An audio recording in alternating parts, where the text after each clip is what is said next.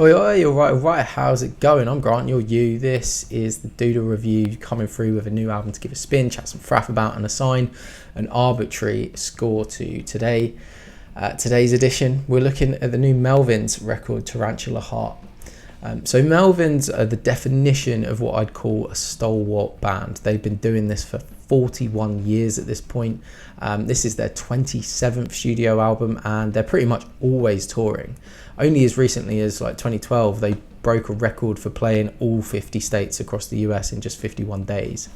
The lineup of this avant-garde sludge rock band that have been heralded at one point as the kind of key influence on grunge, the lineup has had some fluctuations, but the core of the band is the kind of partnership between Buzz Osborne, aka King Buzzo, on guitar and vocals, with Dale Crover on pounding doom-laden drums.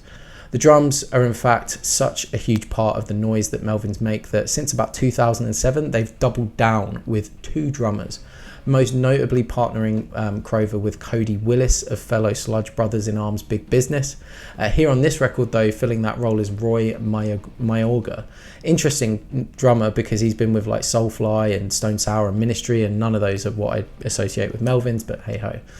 The bass player role has been the most nebulous in the group, but for the past 10 years and on this record, the position's been occupied by Stephen McDonald, and he plays in bands like Red Cross and Off.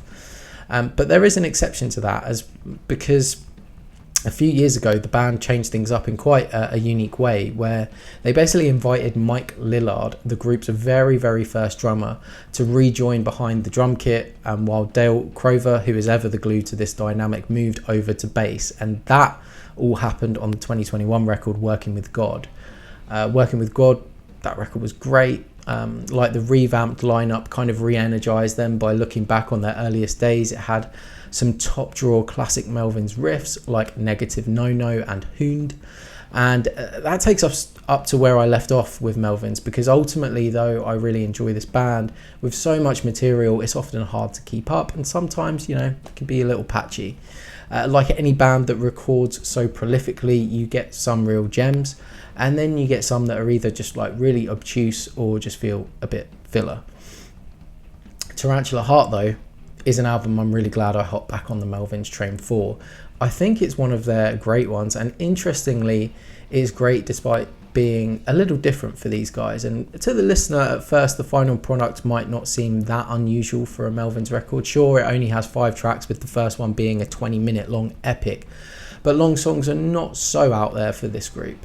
The weirdness is in fact how the band approached the recording process for Tarantula Heart. So instead of hitting the studio with the songs pre-written, according to Buzzo, this now 5-piece configuration of the band, Buzzo, Crover, McDonald on core guitar, drum and bass, plus Roy Mayorga on the second drums and a dude called Gary Chester on additional guitar. These guys basically hit the studio with nothing and just improvised around some riffs they had kicking about. And then after the fact, King Buzzo basically deconstructed, reconstructed and arranged and added completely new parts to get the album to what we have today as Tarantula Heart.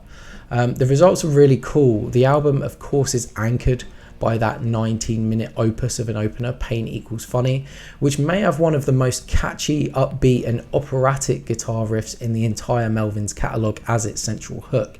This riff is circulated a good few times before layers are removed to allow space for Osborne's quite melodic lead vocals. And I'm not a scholar of this band's work by any means, but this first section or movement of the track really feels quite unique in the catalogue from what I understand of it, and it's cool to hear them continue to stretch and challenge themselves in this way.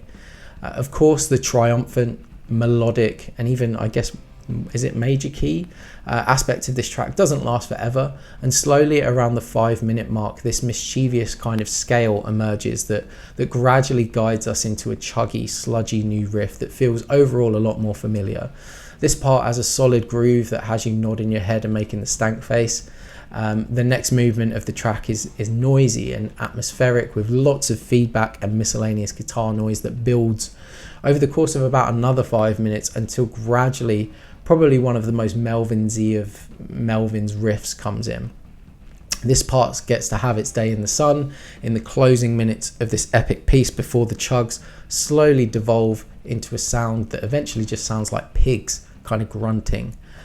Pain Equals Funny is a colossal piece that is long but truly enjoyable and sets the stage for about 4 more standard Melvins tunes afterwards. And if I was to critique anything on this record, I would just say that the care and attention put on this opening song does feel a little imbalanced next to the remainder of the track list that all have really cool riffs, cool parts, and are very enjoyable, but don't offer that same sort of progression. And by that I don't mean that any of these 4 tracks need to be extended to 10 minutes or more, just that often songs like Working the Ditch introduce a riff that doesn't resolve or evolve or really progress over the time it has.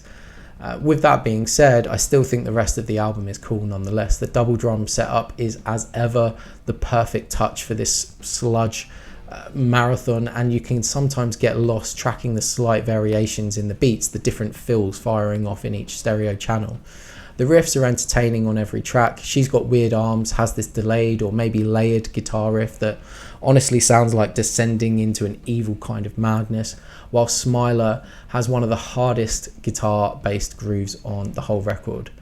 Overall, while a 20-minute opener can feel quite full-on as an album experience, in this case it works through just being an entertaining piece of music for the entire runtime. Its biggest strength, though, this album is its biggest weakness, because the following tracks just don't always quite reach the high bar that's set by Pain Equals Funny. But even so, this collection of songs shows Melvins at their most inspired, with sludge and riffs aplenty. I'm going to give this a 7.2 and knock it on the head. That's just what I think about it, though. What are you lot saying? Let me know in the comments. How do you feel about this one? Am I right? Am I wrong? Tell me your favourite Melvins album. There's fucking shitloads of them out there. And check out the description below for lots of related reviews. And if you can be asked to do any or all of that, you may as well subscribe. Stick around, share some thoughts, show some love, or just hurl some abuse in the comments. And I'll see you in the next video.